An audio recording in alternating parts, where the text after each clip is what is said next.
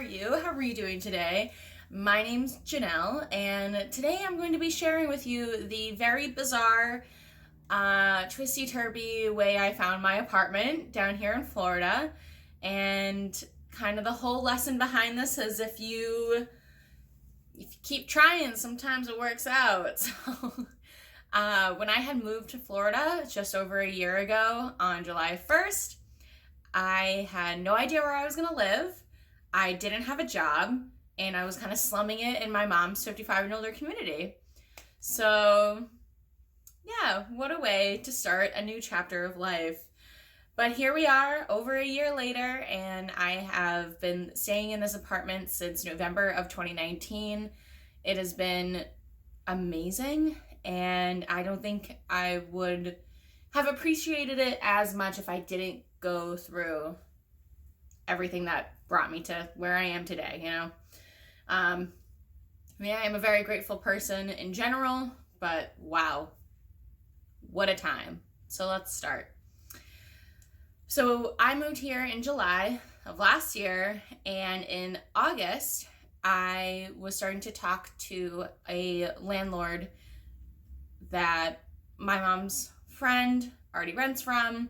And so we had been talking through text because she was away on a 3-month-long summer trip around the United States with her husband.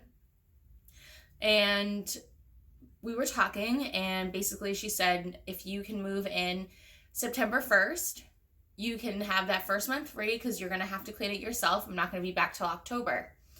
And I said, oh my God, that's amazing. Yeah.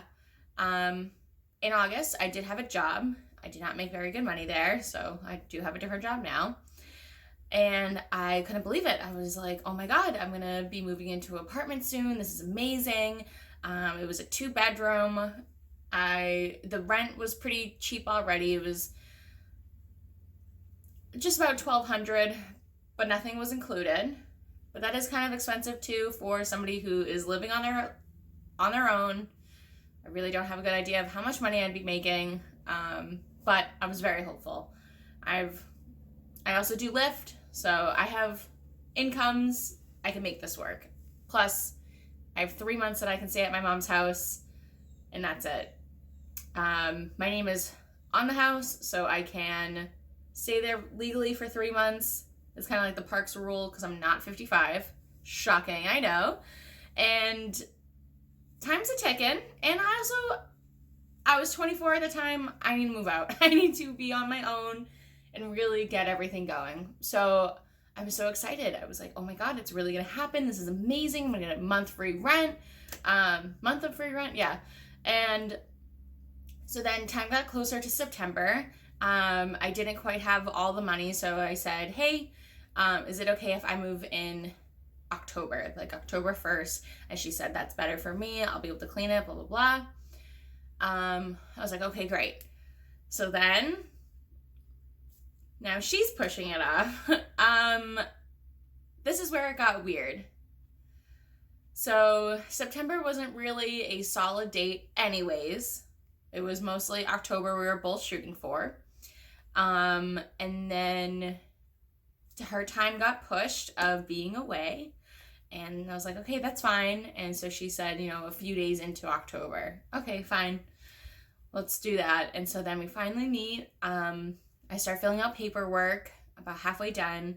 And then date gets pushed again. Okay, how's October 15th? And I was like, okay, I really need to move out of where I'm staying with my mom. Snowbirds are coming back. All the Canadians are like, who's this chick? And it didn't really cause any problems, but, older people tend to be a little nosy when they have nothing else going on. And I was feeling the pressure. I was trying to scrape all my money together to afford first month's rent plus the extra and everything, and working with her. And then we get closer to October 15th, and now she's saying November 1st.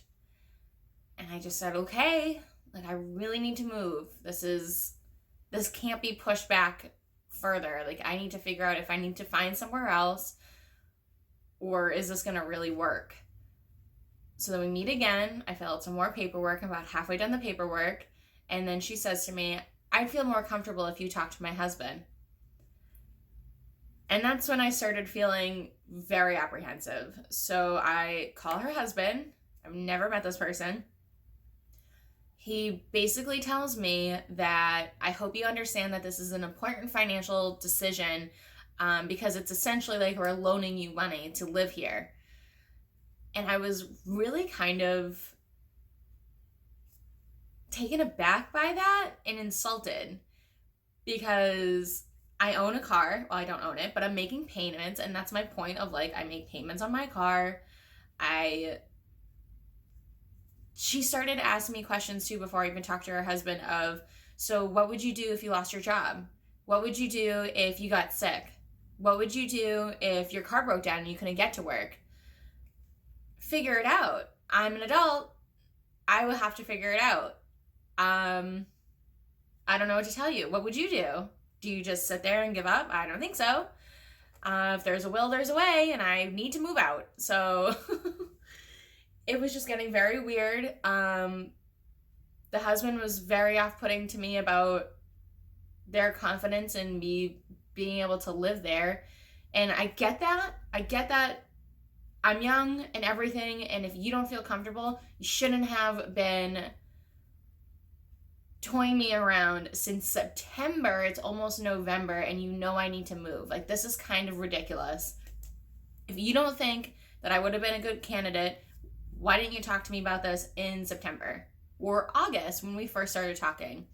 So then they said that they wanted me to have a co-signer onto my lease because if I can't come up with the money, they can go find somebody else to get the money from. I felt extraordinarily uncomfortable with that. I was like, I'm on my own car payment. I want to be on my own apartment. If things go wrong, it's my fault. That's not something I want to put onto somebody else, another family member, when I'm in my mid-20s, and I shouldn't have to do that. And I just started crying, really. I hung up the phone. I started to cry. I felt so uneasy about everything. I was like, this isn't right. I'm not going to do this. I can't do this. I talked to my mom, and it's like taking me back. And she was like, I'll co-sign. It's fine. And I'm like, no, it's not fine. I don't want you to co-sign. I don't want any of my family members to co-sign, and I don't want that guilt. What if something did happen? I know I have family that can help me and everything, but I don't want them to have to worry about that. That's not fair to them. They're adults and they're just fine. So after wiping the tears from my eyes, I went on my phone and I went on Craigslist. I said, I need to find something. I need to find something now. Maybe there's something on Craigslist that I can find. I'm either going to find an apartment there or I'm going to die because it's Craigslist and that's how I view it as a woman. I'm probably just going to die. So I'm looking, and I see two potential places right in Dunedin, and I'm like, okay, I'm going to check them out. There was one spot that I was going to see first. It was 300 square feet, and not much cheaper than the other option I had, which is 500 square feet. And so luckily I was able to see the 500 square feet place first. I pulled up. It was right before I had to go to my other job. And as soon as I got there, I already knew that I was going to have it. It looked like absolute shit. There was still a dead cockroach in the bathtub. I don't know why they couldn't have just taken out the dead cockroaches. There was spray marks everywhere from where they had sprayed the bug stuff. Inside the refrigerator was all full of that orangey bug spray stuff. Cockroaches in so many different places. Bug poop all over the windows. Disgusting ceiling fan. It was a lot. I'll put some pictures because I'm going to do a whole video soon on my transformation of this apartment. Honestly, they should have paid me to live here. This apartment sat here 3 months empty, I believe. and I think it was actually longer than that. I think they moved out in May, and it was almost November when I saw this place. That's crazy. Nobody wanted to move here, which was great for me because it was much cheaper. Some things were included, which is amazing. The location is incredible, and I took all that into factor, and I knew all those things. Amazing location, great price. I need to move out now. How soon can you give me the keys? So I made it very clear to them that I do want this apartment. I'll give you whatever information you need. I need to move. I want it. Within 48 hours, I had the keys. I cannot believe it. I gave them first month's rent and my security deposit, and I had the keys. And now I'm in this apartment now. It was hell a little bit trying to get it livable. They let me move a few days early before November 1st, so I can clean. Oddly enough, I still had to clean anyways, even though the other apartment, oh my God, it was insane. But the first few days that I had the keys, I had no electricity here, but there is running water.